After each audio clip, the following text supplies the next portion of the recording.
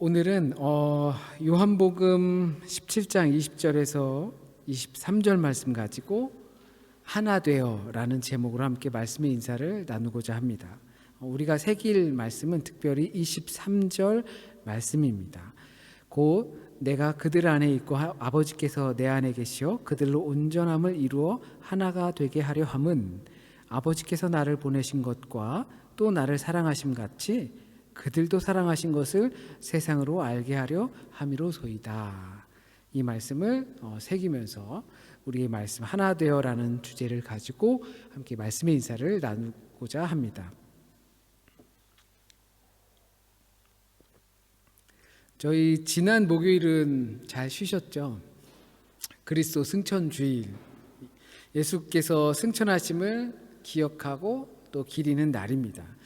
독일에 처음 오신 목사님과 지난주 중에 통화를 한번 간단히 했었는데요. 독일의 공휴일 이런 개념 잘 모르시니까 언제 쉬는지, 그래서 이번 주 목요일 날 쉰다고 하니까 좋아하시고, 평일 날 쉬니까 이건 항상 목요일 날 쉽니다. 그러니까 더 좋아하시고, 그리고 성령 강림절 후에 성체주일 목요일 날, 그것도 무조건 목요일 날 쉬는 겁니다 하니까 좋아하시더라고요. 중간중간에 이렇게 공휴일이 있으니까 아무래도 조금 지루할 만한 그 일상 가운데서 이렇게 쉼이 되니까 좋아하는 것 같아요. 저희도 물론 좋죠. 그래서 이제 앞으로는 그 개천절이 오기 전까지는 쉬는 날 없으니까 10월 3일이 개천절이잖아요. 그 개천절 전까지는 쉬는 날 없으니까 그러니까 잘 쉬셔야 합니다라고 말씀을 드렸어요. 이 그리스도 승천일, 다른 휴일과 어떤 차이가 있을까요? 이 날을 통해서 날짜와 상관없이, 그리고 요일만 상관 있고, 이것을 통해서 우리는 무엇을 생각해야 될까요? 단순히 주중에 쉬는 날이 하나 있는 것, 물론 교회에 관련돼서 일하시는 분들은 뭐 오겔리스트나 아니면 교회에서 일하시는 분들은 당연히 이제 대목이라고 해야 되나요? 부활절, 성령 강림절이 끝나기 전까지는 정말 숨 돌릴 틈도 없이 아마 이렇게 보내게 될 겁니다. 우리 이제 막 민영 씨가 저쪽 졸업하고 위에 가서 그 플라츠 받아서 이제 적응하고 막 할 텐데 정말 정신없는 시간을 보내지 않을까 생각해 보고 있습니다. 자, 그리스도 승천일은 부활 사건 후 40일이 지난 바로 그 기점 때문에 바로 목요일로 정해졌습니다. 그리고 이스라엘에 가게 되면 예수 승천 교회가 있게 됩니다. 그 자리에 가면 그것을, 옛날에는 지붕이 없었는데 지금은 지붕이 있다고 해요. 제가 갔을 때도 지붕이 있었고, 그리고 그 지붕 밑에는 돌 같은 반석이 하나 있고, 그리고 이렇게 움푹 패인 자국이 하나 있습니다. 거기서 이스라엘에선 그것이 예수께서 승천하실 때 발자국이다라고 말합니다. 물론 우리의 시점, 지금의 시점에서는 어디서 승천하셨는가, 언제 승천하셨는가, 이런 것들은 절대 중요하지가 않을 겁니다. 우리가 중요하게 생각해야 할 것이 있다면 왜 승천하셨을까? 그리고 승천하셨다면 그것이 우리에게 주는 어떤 의미가 있길래 부활하신 것으로 끝내지 않고 승천하셨을까라는 것을 우리는 궁금해하고 또 우리 스스로에게 물어봐야 할 것입니다. 왜 하늘로 올라가셨을까라는 질문에는 이러한 질문이 정답이 같이 있어요. 왜 하늘에서 내려오셨을까라는 것이 승천과 맞물려 있습니다. 그러면 왜 하늘에서 내려오셨을까? 그러니까 왜 사람이 되셨을까라는 질문에 우리는 충분히 답할 수 있습니다. 세상을 사랑하시고 구원하시기 위해서 내려오셨다. 그렇다면 왜 올라가셨을까라는 질문에도 우리는 동일하게 답할 수 있습니다. 세상을 사랑하시고 우리를 구원하시기 위해 올라가신 것이죠. 여기서 믿음이 좋은 분들 또는 성경에 대한 그 스펙트럼이 조금 넓으신 분들은 충분히 알고 계신 것이 바로 생명이다라는 것을 떠올리실 수 있으리라 생각합니다.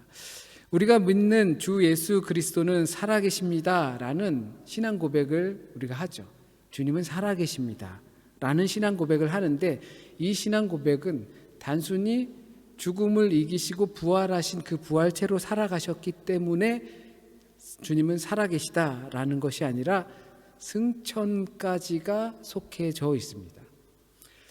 살아계신 부활체의 몸을 가지고 하늘의 하나님 보좌 우편에 앉아 승천하신 그것은 생명 그대로 계시다라는 것을 뜻합니다. 소멸되지 않는 생명.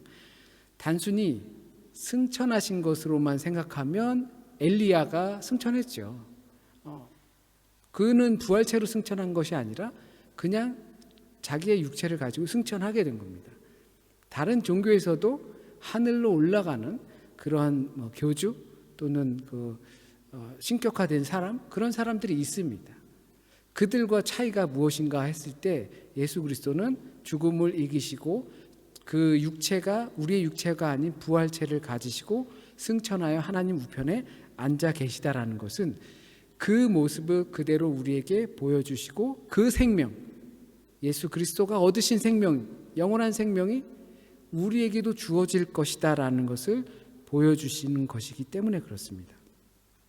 이 땅에서의 그 사역이 예수께서 어떻게 하면 사람들이 어떻게 살아가야 하는지에 초점을 맞추시고 그 자녀들을 삼으시고 가르치셨다면 부활 승천, 영원한 생명은 그들이 결국 본인과 같이 예수 그리스도와 같이 될 것이라는 것을 보여주는 거라고 말할 수 있습니다.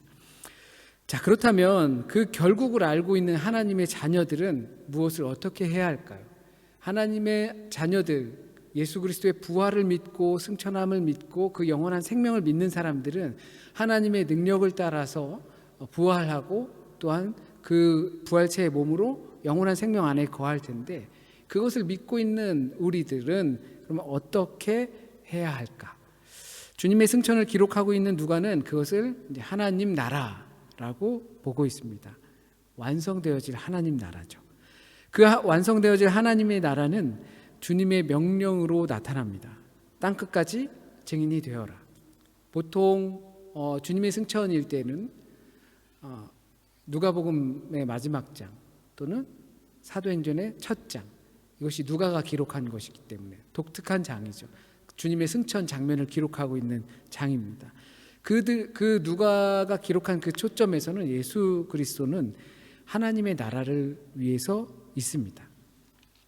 십자가 전에도 하나님의 나라를 선포하고 가르치시고, 십자가를 통해서 하나님의 나라를 알리시고, 부활 승천하심으로 하나님의 나라를 우리에게 보여주시는 것입니다. 결국은 예수 그리스도가 하늘에서 내려오신 이유와 다시 하늘로 십자가를 통하여 올라가신 그 이유는 하나님의 나라를 완성하기 위해서라는 것이죠.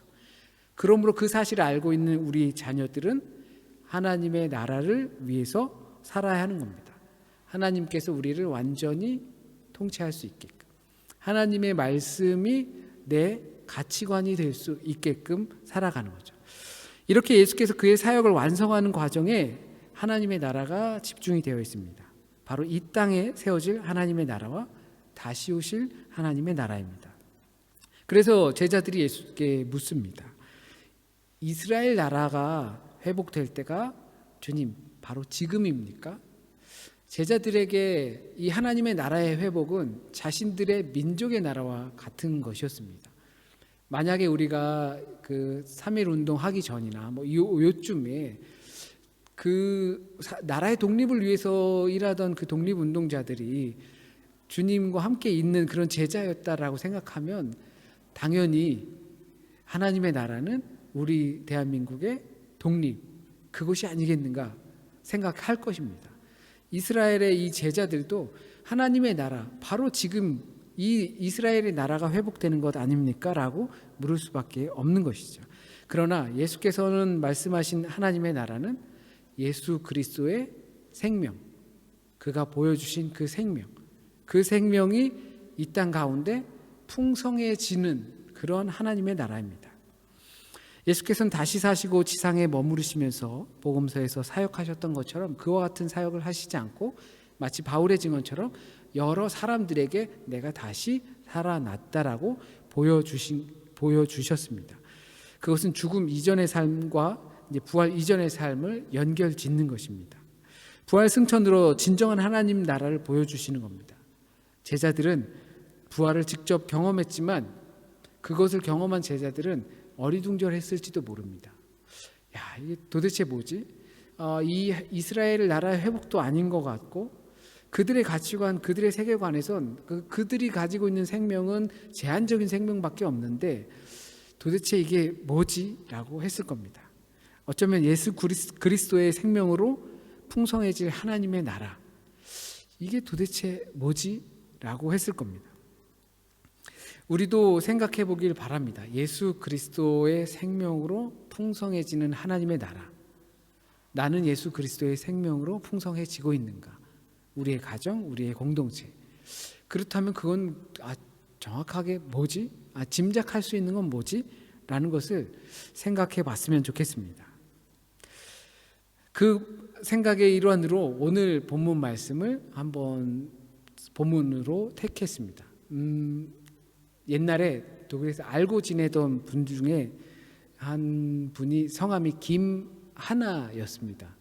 김하나였는데 그분이 농담 삼아서 본인이 뭐 약국이나 병원이나 어딜 가면 한국에서 꼭 김하나님 이렇게 부르신다고 해요. 그러니까 들을 때마다 조금 그게 이상하대요. 본의 아니게 하나님이 되잖아요. 김하나님. 하나라는 이름이 제가 알기로는 그래도 제법 있는 걸로 알고 있어요. 부모님들이 그것을 의도해서 지었는지는 모르겠지만 누군가가 공식적인 자리나 이런 데서 자기의 이름을 부를 때 본인도 의도치 않게 그 하나님을 부르게 되는 거잖아요. 그런데 그 하나님과 하느님의 차이도 조금 있어요. 제가 유튜브 개인 채널에 미션이라는 영화를 저희 교회에서 같이 본 영화를 편집한 걸 올렸는데 이제 그분들 거기에서 어느 분들이 댓글을 다시더라고요.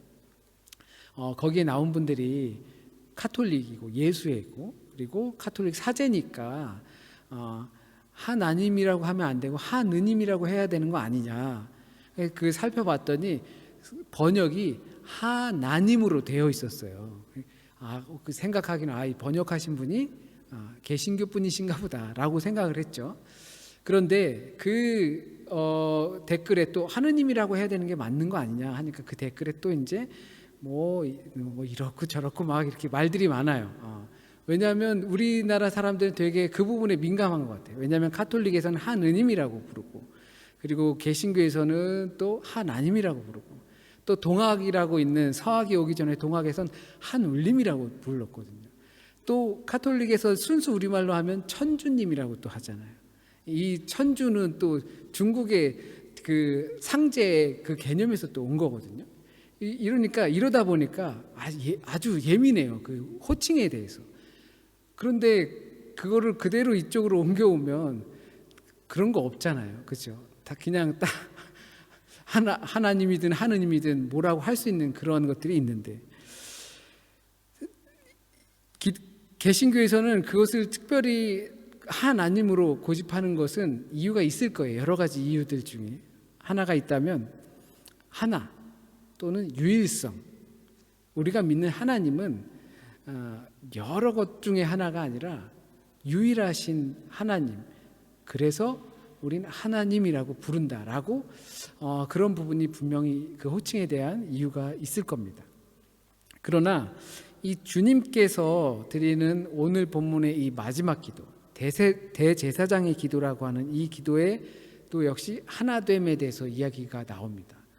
이 하나됨은 우리가 뉘앙스에서 느끼신 것처럼 유일한 것이 아니라 연합의 강조를 두고 있습니다. 이 연합이라는 것은 연합하다 보면 포용하게 됩니다. 유일하다라고 하는 그 하나로 하게 되면 포용하기가 조금 어렵죠. 그래서 이 연합한다라는 하나됨은 포용을 포함하고 있습니다. 그것을 잘 알 수 있는 것이 오늘 본문에서도 그렇고 바울도 자주 쓰는 전치사 안에서라는 말을 씁니다. 우리 안에서, 내가 당신 안에서, 예수 그리스도 안에서, 그리스도를 통하여, 하나님을 통하여 이 전치사를 통해서 바로 이 연합 연합된다라는 하나됨을 우리는 짐작할 수 있습니다. 예수께서는 제자들이 하나 되기를 바라시는 것이 서로 생각을 맞추며 연합하고 포용하는 길로 나가는 것을 소원하시는데, 그 방법이 유일한 것이 아니라 하나님 안에서 가능하다라는 것을 보여주고 있습니다. 왜냐하면 우리는 우리 각자 안에 들어오면 내 것으로 변하는 성향이 있기 때문입니다. 내 안에 들어오면 어떠한 것도 내 것처럼 변하게 되죠. 그 들어온 가끔가다 이제 나를 장식하기 위해서, 보여주기 위해서 화려하게 장식할 수도 있잖아요. 기존의 나와 좀 다른 모습을 보여주기 위해서. 그런데 내 본성이 그 품격과 맞지 않으면 여전히 잘 그게 어색하게 돌아가는 것을 우리는 너무나 잘 알아요. 그것처럼 비록 우리가 되게 화려하게 꾸몄을지 몰라도 나는 조금 그것과 다른 모습이라는 것을 보여주는 것처럼 우리 안에 들어오면 모든 것이 다 내 것으로 나처럼 바뀐다는 것을 우린 경험으로 알 수가 있습니다. 그렇기 때문에 하나님 안에서 이와 같은 연합이 가능하다라는 겁니다. 내가 하나님 안에 들어가게 되면 나처럼 하나님이 변하는 것이 아니라 내가 하나님처럼 변하기 때문에 그렇습니다. 하나님 안에 거하면 우리는 그분의 성향을 따라 연합하게 되고 서로를 포용하는 길로 가게 됩니다. 하나님의 성품을 닮아가는 것이고 예수 그리스도의 생명이 풍성해지는 것을 우리 눈으로 경험하게 되는 겁니다. 물론 세상 속에서도 이와 같이 하나됨 또는 연합을 강조하곤 합니다. 그러나 이 연합은 자신들의 힘을 키우기 위한 것입니다. 하나됨, 연합, 일치, 이런 것이 어떤 의도를 가지고 있느냐에 따라서, 어디로 연합하느냐에 따라서 많이 다르다는 것이죠. 그렇기 때문에 주님께서 말씀하신 하나됨은 하나님 안에서, 예수 그리스도 안에서, 그리고 공동체 안에서만 그 하나님의 하나됨과 사랑이 나타날 수 있다는 것을 말씀하시는 거예요. 그런데 세상 가운데서도 또는 교회 가운데서도 그와 맞지 않는 하나됨은 여전히 있다는 것입니다. 세를 강하게 하고 힘을 키우고 권력이 생기게 하는 연합, 일치, 하나됨도 충분히 있다는 것입니다. 그렇게 모여진 권력의 특징은 주님의 성품을 따라서 품고 앉는 것이 아니라 배제하게 됩니다. 필요가 없거나 힘이 약하거나 도움이 안 되거나 손이 많이 가는 그러한 대상이라면 포용하지 않고 배제하게 됩니다. 만약 그런 연합이 존재한다면 그것은 불안한 것이고 위험한 것입니다. 안타깝게도 세상 대부분의 연합은 포용보다는 배제를 향해서 가고 있습니다. 간혹 교회 공동체도 이런 연합을 도모할 때가 종종 있습니다. 권력이 아니라 같은 방향으로 가는 것이 연합입니다. 우리 가운데서도 뜻은 같으나 방법이 다를 수도 있잖아요. 믿음의 길로 가고자 하는 그 결국은 같으나 그 가는 길의 선택, 방법이 충분히 다를 수 있거든요. 그렇다면 그것을 포용하고 가는 것이 하나님께서 말씀하시는, 예수께서 말씀하시는 바로 그 연합이고 하나님 나라의 통치이고 예수 그리스도의 생명이 넘치는 것입니다. 같은 방향으로 가는 것이 중요한 것입니다. 우리가 뜻을 같이 한다는 것이 중요한 것입니다. 소위 말해서 개신교 내에 종파가 많잖아요. 교파가 많잖아요. 그거 갖다가 이제 많은 분들이 실망하고 나무라고 뭐 이렇게 하거든요. 하나 되지 않았다. 뭐 유나이티드 되지 않았다. 하나 된다라는 것이 어떤 한 그 단체 안에 다 들어가는 것이 아니에요. 하나 된다라는 것은 뭐 장로교, 감리교, 침례교 뭐 여러 가지 파가 있다 하더라도 그 각자의 방법으로 하나님께서 우리에게 내려오시고 또한 승천하신 예수 그리스도의 생명이 넘치는 길을 방법을 달리한다면, 우리의 가는 길이 같다면, 우리의 뜻이 같다면 그것은 하나 된 것이라고 볼 수 있고 하나 되어 가는 것이라고 우리는 볼 수가 있는 것이죠. 그렇기 때문에 연합, 일치, 하나됨은 오직 하나님 안에서만 가능해집니다. 우리가 그분 안에 들어가면 거기서 버무려집니다.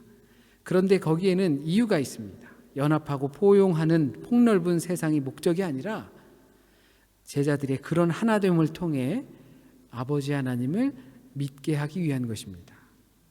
아버지 하나님이 그 믿게 될 자들도 또는 아직은 믿지 않지만 그 연합됨을 통해서 믿게 될 자들까지도 사랑하고 계시다라는 것을 알게 하기 위해서 그런 것입니다. 우리가 같은 그리스도의 하나님의 뜻을 따라서 그 종착점을 향해서 이렇게 각자 달려가는 것은, 연합하여 일치하여 한 뜻으로 달려가는 것은 우리의 모습을 통해서 하나님께서 아직 밖에 있는 우리와 같이 연합하지 못하는 자들도 여전히 사랑하고 계시다라는 것을 알게 하기 위한 것입니다.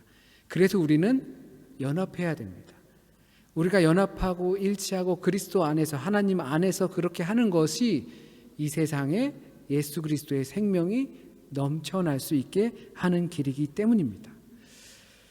교회가 서로 사랑하고 하나됨을 보여주므로 하나님의 성품을 따라 그리스도의 통치를 따라 더 포용의 세계를 열어간다는 것을 우리는 알려야 합니다.